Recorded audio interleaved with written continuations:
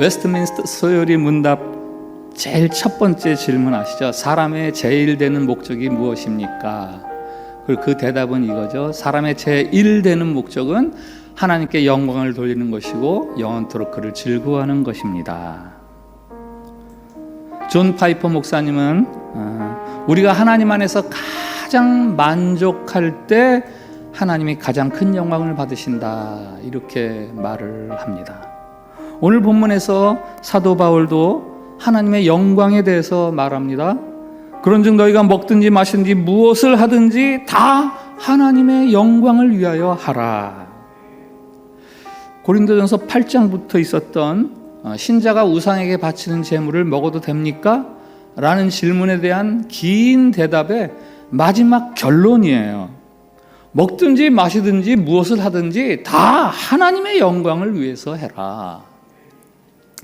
하나님의 영광을 위한 삶에 대해서 오해가 있지요.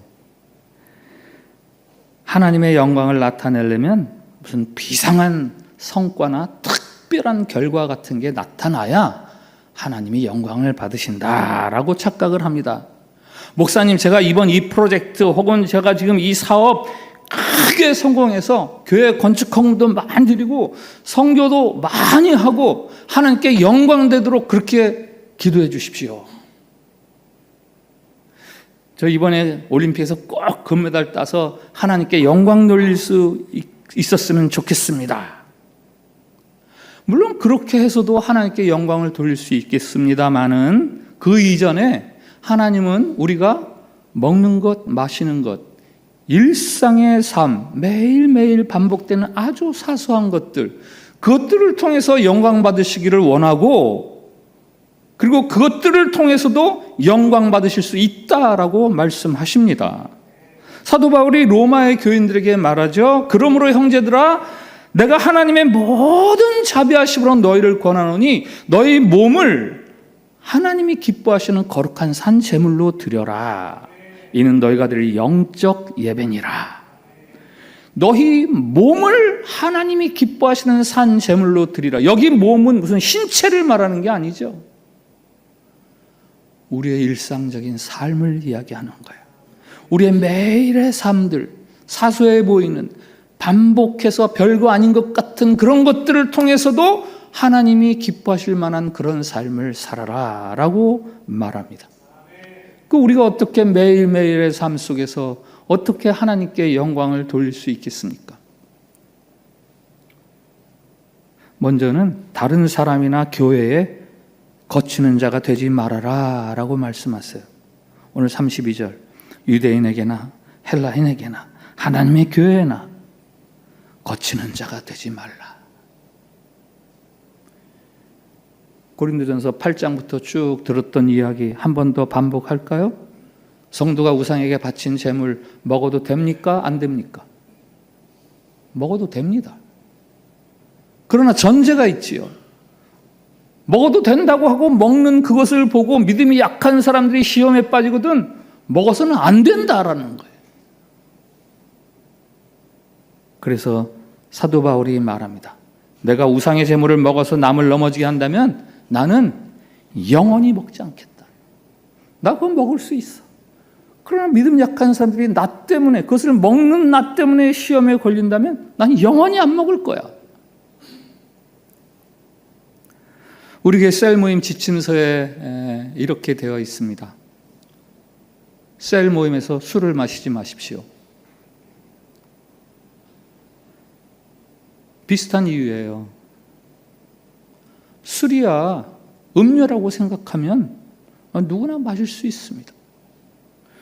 그러나 교회 안에서건 밖에서건 기독교인들은 술을 안 마신다라고 생각하는 게 일반적인 인식입니다. 그런데 참빛교회 교인들이 모여서 같이 말씀도 읽고 같이 기도도 하고 그러면서 같이 술을 마신다 했을 때 그거를 사람들이 어떻게 생각하겠어요? 부정적으로 생각하는 거예요. 참빛교회는 술 마신대.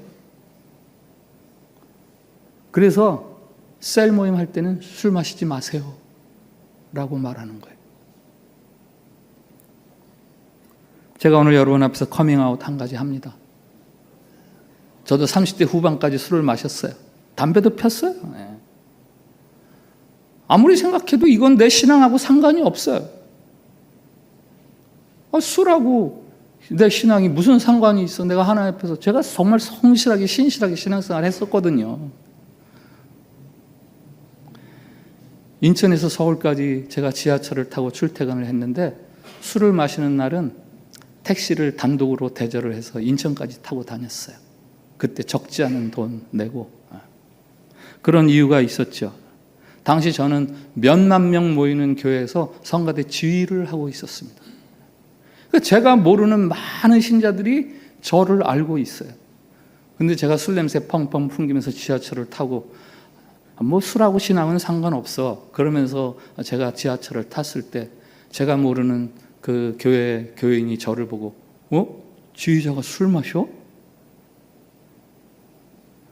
그럼 그 다음 주일부터 예배 드릴 때 제가 앞에 나가서 지휘를 하면 저거 술 마시는 지휘자. 그 사람에게 은혜가 되겠어요? 나는 나하고 술하고 신앙하고 무슨 상관이 있다 그래? 은혜 받아요. 그러면서 그게 되겠습니까? 말이? 그러니까 술 마시는 날은 그냥 택시 혼자 타고 인천까지 가는 거예요. 수만 원 주면서. 그런데 왜 중간에 술을 끊었는가? 신앙하고 관련이 없다면서 왜 술을 끊었는가? 택시비가 아까워서? 아니요. 어느 날 깊이 저의 음주에 대해서 깊이 하나님 앞에서 묵상을 하는 거죠. 그래, 신앙의 양심상 술은 내 신앙하고는 상관이 없다. 내가 동료들하고 친구들하고 분위기 맞추느라고 한잔하고 또 입맛 좀 돋구느라고 한잔하고 이게 뭐 신앙하고 상관이 있나? 그런데 난 괜찮아. 별걸 다 하지 말래, 교회가. 하면서 술을 마시는 것과 난 괜찮아. 그런데 교회가 하지 말라고 하니 그래, 하지 말자 하는 것과 하나님은 어떤 나를 더 기뻐하실까? 이거를 생각해 봤어요. 당연히 하나님은 순종이 제사보다 낫다고 내 생각이 이러저러하지만 교회를 통해서 이렇게 하세요, 저렇게 하지 마세요 하라고 하면 그것에 순종하는 나를 훨씬 더 기뻐하시겠더라고요. 그래서 그날부터 끊었어요. 하나님 기뻐하실 것 같아서. 이거 오늘 말씀 거꾸로 듣지 마세요. 우리 목사님도 술 마셨다는데 뭐 이러면서 아무 거리낌 없이 마시라고 지금 이 말씀을 드린 게 아니에요. 우리 목사님이 신앙하고 술은 관계가 없다고 말씀하셨어. 이런 말씀을 드리는 게 아니라 그렇게 생각함에도 불구하고 아직도 많은 사람들이 그리고 교회가 술을 마시지 맙시다라고 이야기하면은 그래, 마시지 말자라고 하는 게 더 하나님이 기뻐하시는 거다라는 말씀을 드리고 있는 거예요. 거꾸로 듣지 마세요. 술 마시는 여러분이 마시는 그 술이 하나님의 영광과 아무런 상관이 없다, 그렇게 생각하지 마세요. 만일 여러분이 술을 끊음으로 해서 하나님이 기뻐하신다면 어떻게 하시겠어요? 이것은 단지 내 습관이 내 기호일 뿐이야 라고 주장하고 싶은 여러분의 그 고집 때문에 하나님이 더 영광 받으실 만한 여러분들의 그 지점 앞에서 여러분이 계속 맴돌고 있는 거예요. 넘어가질 못해. 그 다음으로 저희 집에 LP판 여러 장이 있어요.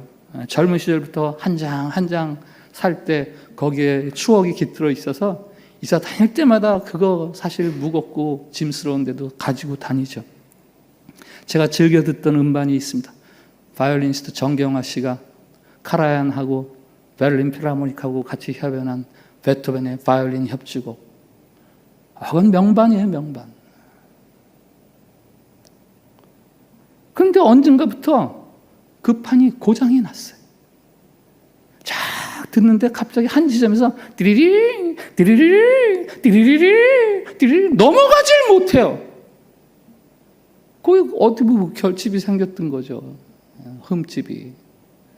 그래서 자카르타에서 한국에서 자카르타 이사 올 때 판들을 이제 뭐를 가져갈까 골라내는데 제가 가장 아꼈던 판이지만 야, 이건 안 되겠다.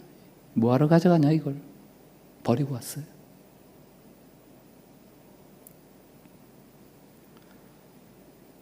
아끼던 음반이지만 그 지점을 넘어가지 못하니까 쓸모없더라고요. 버림받더라고요. 여러분의 술이 혹시 그것도 아닙니까? 혹시 술뿐이겠어요? 중독이라고 이름 붙일 수 있는 다른 것들, 니코틴, 마약, 도박, 음란 동영상 보는 거, 게임, 재미를 넘어선 과도한 골프 내기 등등. 혹시 이런 것들이 여러분에게는 LP판에 고장난 그 지점, 그게 아닙니까? 그것 때문에 여러분이 늘 넘어지고 구원의 감격을 소멸해 간다면, 그 한 가지가 여러분들의 믿음의 진보에 걸림돌이 된다면, 그러면 어떻게 하시겠어요? 만일 나의 습관, 나의 기온, 나의 즐거움이 다른 사람에게나 교회에 거치는 것이라면 하나님의 영광을 위해서 내려놓겠습니다. 결단하세요. 결단하세요. 선포된 말씀 앞에서 겸허히 결단하는 여러분의 그 결단과 순종이 하나님께 영광을 돌리는 시작점이 되고, 그것으로 하나님 영광뿐만 아니라 여러분의 신앙생활의 감격과 영광도 더해갈 수 있다는 것을 기억하시기 바랍니다. 하나님의 영광을 돌리기 위해서 또 해주시는 말씀이, 나의 유익과 다른 사람의 유익이 있을 때에는 다른 사람의 유익을 위해서 내 유익을 포기해라 라고 말씀하세요. 오늘 33절 말씀 한번 같이 읽어보겠습니다. 33절 시작. 나와 같이 모든 일에 모든 사람을 기쁘게 하여 자신의 유익을 구하지 아니하고 많은 사람의 유익을 구하여 그들로 구원을 받게 하라. 아멘. 저기 나와 같이, 사도 바울이 말하는 나와 같이, 저 말은 이미 설명드렸어요. 9장에서 이야기합니다. 목회자로서 당연히 교회로서 생활비를 보조받을 수 있지만 혹시 그것으로 인해서 한 사람이라도 구원의 장애물이 될까 봐 나는 교회로부터 재정적인 후원을 받지 않았다. 나와 같이 다른 사람의 유익을 위해서라면 내 마땅한 것도 포기하는, 그래야 하나님이 영광을 받으신다라고 말합니다. 여러분, 도둑과 강도 아시죠? 도둑과 강도는 어떤 사람들이에요? 내 것이 아닌데 다른 사람의 것인데 내가 내 것으로 만들려는 사람들이잖아요. 그게 도둑이요, 그게 강도잖아요. 나쁜 사람들이죠. 나쁜 사람들입니다. 자기 것이 아닌데 왜 자기 것으로 취하려고 해요? 그런데 이런 사람은 어떻게 생각하세요? 이건 내 거야. 내 거니까 다른 사람 아무도 내 것에 대해서 뭐라고 말하지 마. 이 사람에 대해서는 어떻게 생각하십니까? 이건 내 정당한 권리야. 내가 내 정당한 권리 행사인데 뭐 누가 뭐라 그래? 이런 사람에 대해서 어떻게 생각하세요? 윤리적으로나 법적으로는 아무 문제가 없습니다. 그러나 그렇게 하는 것이 하나님의 영광을 가릴 수가 있어요. 오늘 사도 바울이 그것을 이야기하는 거예요.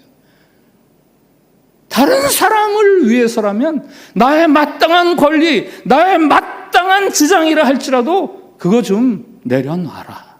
그래야 하나님이 영광 받으신다.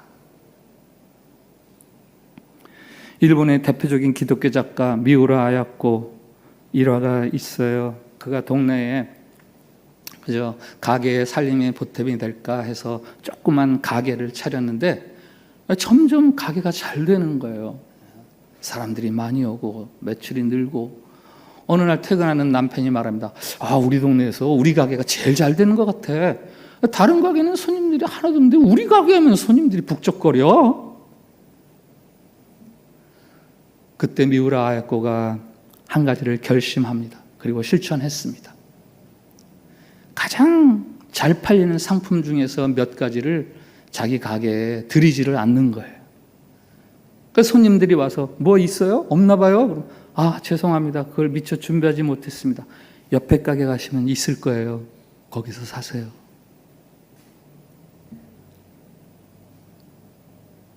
손님을 양보하는 거예요. 돈이라면 다라고 생각하는 요즘 세대에는 세상에 그런 어리석은 가게 주인이 어디 있어? 라고 말하겠죠. 그러나 오늘 말씀에 의하면 미우라 아야코의 그 모습을 보며 하나님이 영광을 받으시는 거예요. 여러분, 혹이라도 다른 사람과 이해관계가 얽히면 이걸 가지고 하나님이 내 믿음을 테스트하시는구나 라고 생각하세요. 그게 여러분이 하나님의 영광을 돌릴 수 있는 기회일 수 있습니다. 내 유익보다는 다른 사람의 유익, 내 기쁨보다는 다른 사람의 기쁨을 우선시하겠다는 각오를 하십시오. 그러면 정말 하나님이 영광을 받으세요. 특별히 오늘 33절 하반절, 그들로 구원을 받게 하라. 그들로 구원을 받게 하라. 바울이 마지막으로 말합니다.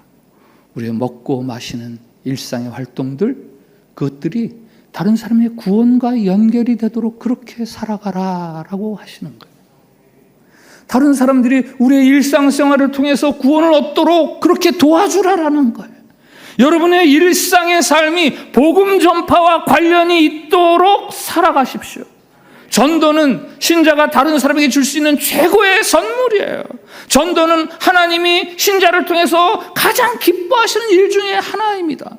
하나님은 전도의 열매도 기뻐하십니다마는 신자가 전도를 위해서 자기의 일상을 초점을 두고 살아가는 그것을 하나님이 기뻐하십니다. 영광을 받으십니다. 어릴 적에 제가 자라났던 동네에 깜상내라고 불리던 아주머니가 한 분이 있었어요. 얼굴이 까무잡잡해서 붙인 별명이긴 하지만 사실은 그 아주머니를 얕잡아 보는 별명이기도 해요. 그래서 그 동네 어린아이들도 깜상내 이렇게 불렀거든요. 왜 얕잡아 보냐? 그 아주머니가 동네에서 싸움꾼이었어요. 걸핏하면 이 사람하고 싸우고 저 사람하고 싸우고. 저도 어렴풋이 그 기억이 나요. 현태 형네 엄마하고도 싸웠고 종성이네 엄마하고도 싸웠고 충청도에서 막 그 동네로 이사와서 쌀집 차린 쌀집 아주머니하고도 싸웠고 심지어 종성이네 엄마하고는 두 여자 어린이 서로 머리끄댕이 붙잡고 동네 한복판에서 싸웠던 그 기억이 있어요.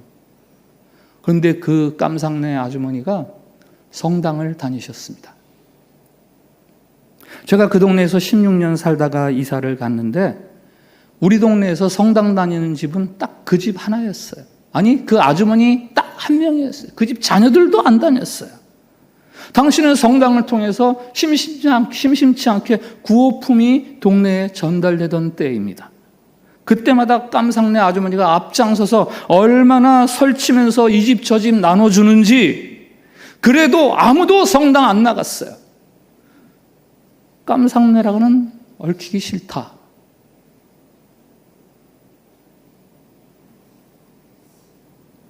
반면에 제가 살던 그 동네에서 여러 가정이 제법 떨어진 한 교회를 다녔습니다.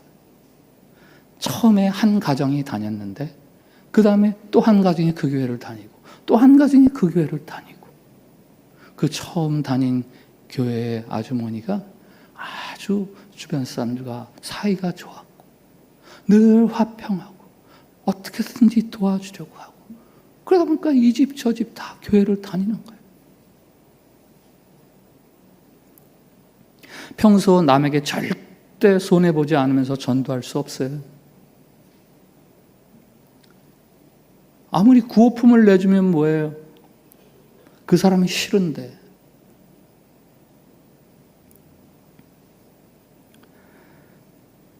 그런 말 들어보셨죠? 예수는 좋은데 예수 믿는 사람들은 싫다. 예수는 좋은데 예수 믿는 사람들은 싫다. 우리는 이 말을 가슴 아프게 들어야 돼요.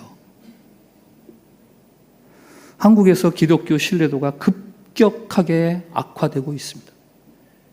기독교에 대한 신뢰도를 물은 최근 설문, 싫다, 매우 싫다 합치면 75%, 괜찮다, 좋다 25%. 우린 교회 안에 갇혀 있어서 지금 세상이 우리를 어떻게 생각하는지 제대로 알지 못해요. 반기독교적인 분위기가 대단히 심합니다. 이것을 두고 한국의 복음화를 막으려는 사탄이 지금 발악을 해서 그래. 이렇게 이야기하지 마세요. 거기는 우리들 잘못이 많은 거예요. 우리의 신앙이 병들어서 그래요. 1980년대, 90년대 대한민국 기독교가 얼마나 큰 소리 쳤는지 몰라요. 기독교 역사 이래 이렇게 짧은 시간 안에 이렇게 복음이 확장된 나라가 있어? 하나님이 특별히 사랑하는 민족이야. 얼마나 큰 소리 쳤는지 몰라요. 그러나 불과 수십 년 사이에 급격하게 쇠퇴하고 있습니다. 교회 밖에 비춰지는 교인들의 모습이 싫은 거예요. 착한 이웃이 아닌 거예요. 한마디로 교인들이 손해 안 보려고 하고 자랑하고 정죄하고.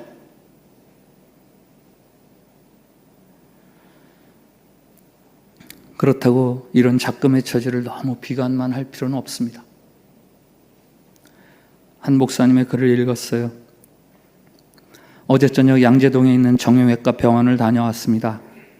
정형외과적 검사를 받았습니다. 감사하게도 원장이 100점 만점이라면 98점을 주겠다고 하였습니다. 뼈와 관절의 나이로 보면 40대라고 하였습니다. 이 목사님이 지금 70대예요. 저는 제가 왜 지금 나름 그렇게 튼튼한가를 압니다. 당뇨병 때문이에요. 당뇨병이 오래되어 제게는 운동에 대한 부담이 많습니다. 그래서 제법 열심히 운동합니다. 인생은 참 역설적입니다. 약함이 강함의 원인이 되었습니다. 그것을 뒤집으면 강함이 오히려 약함의 원인이 되기도 할 것입니다. 드라마를 보아도 영화를 보아도 고의적으로 교회를 깎아내리는 듯한 오늘의 그 반기독교적인 사회적 시선과 정서, 이것을 우리가 약으로 삼아야 돼요. 내가 건강한 신자로, 우리가 건강한 교회로 거듭나는 약으로 삼아야 합니다.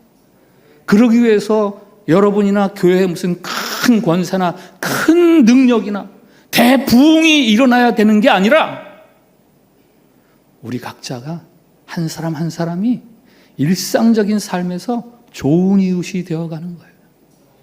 저 사람 참 착해. 저 사람 참 좋아. 그러면 우리가 더욱 신자다워지고 세상이 교회와 하나님의 이름을 높여드리면서 영광을 올리게 되는 거죠. 어느 마을에 현자로 소문난 사람이 있었어요. 많은 사람들이 그로부터 교훈을 받으려고 몰려듭니다. 어느 날 그가 바짓가랑이를 허벅지까지 걷어 올리고 강물 속으로 들어갔어요. 그리고 허리를 숙여서 강 바닥에서 조약돌을 하나 꺼냈습니다. 그리고 사람들에게 묻습니다. 여러분, 이 조약돌의 속은 젖었을까요? 말랐을까요? 사람들이 둘러나닙니다. 아이, 젖었죠. 평생 그 물 속에 있었는데. 아이가 안 젖었어요. 그 딱딱해가지고 속에 물 안 들어가요. 잘 보십시오. 죄악들을 딱 깨뜨렸어요. 방금 물 속에서 건져낸 돌이었지만 그 속은 바싹 말라 있었습니다.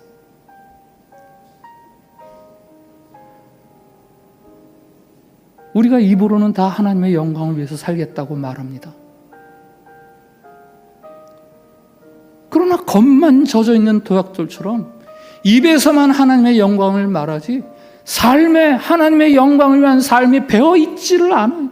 속까지 젖어 있지를 않아요. 일상생활에 아주 사소한 것에서부터 우리가 하나님의 영광을 위해서 그리고 다른 사람의 구원을 위해서 우리 자신이 좋은 이웃이 되어가야 합니다. 목사님들 사이에서 오고 가는 말 중에 이런 말이 있어요. 순교보다 더 어려운 게 있다. 순교보다 더 어려운 게 있다. 뭔지 아세요? 목사들이 말하는 좋은 목회자로 정년까지 목회하다 은퇴하는 거. 순교는 한순간 마음 먹고 이 악물고 그리고 버티면 주님의 영광을 위하여 그러면 순교할 수 있어요. 순교를 폄훼하려는 게 아닙니다. 그러나 목회적인 일상적인 삶 속에서 정말 다른 사람들의 구원을 위해서 자기 자신을 희생하고 내려놓고 양보하는 그 삶은 어쩌면 순교보다 더 어려운 목회자의 삶이다. 그래서 목회자들이 그렇게 이런 말을 만들어내는 거예요. 사도 바울이 말해요. 우리 부활절날 봤던 15장 미리 땡겨서 보았는데 15장 31절에서 사도 바울이 말합니다. 나는 날마다 죽노라. 자신은 날마다 죽는다.